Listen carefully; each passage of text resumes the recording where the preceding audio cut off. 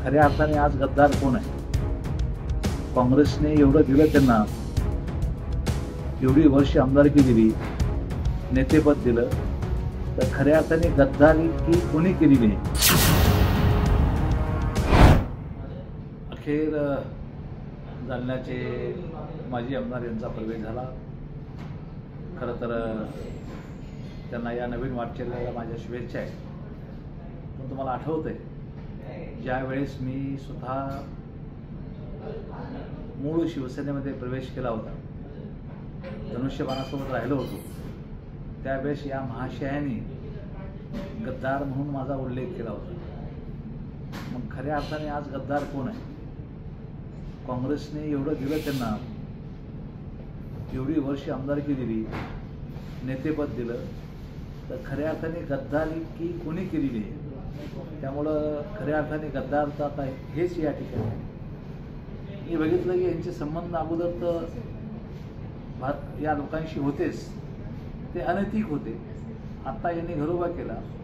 मला असं वाटतं की या ठिकाणी लग्न एकाशी करायचं आणि संसार एकाशी करायचा, अशा प्रकारची नीती या लोकांची या ठिकाणी राहिलेली.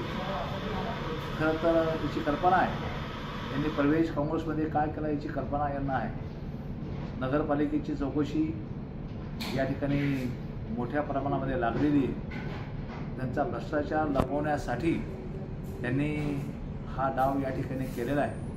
त्यामुळं काही असो, आता पक्षात आले त्यांचं स्वागत तर आम्ही केलंच आहे, परंतु आता स्वतः आम्ही नाही केलं. त्यांनी घोषणा केली की आम्ही एकटे लढू. ठीक आहे, मोहळा मैदान पुढं आहे, आमची तयारी आहे. सुरुवात आम्ही नाही केली, सुरुवात तुम्ही केली. मला एक गोष्ट आठवते की एक बोकड असतो आणि एक खाटीक असतो. खाटीक काय करतो? बोकडाला आणल्यानंतर चारा टाकतो. बोकड खुश होतो खूप, किंवा आपल्याला खायला चारा भेटला.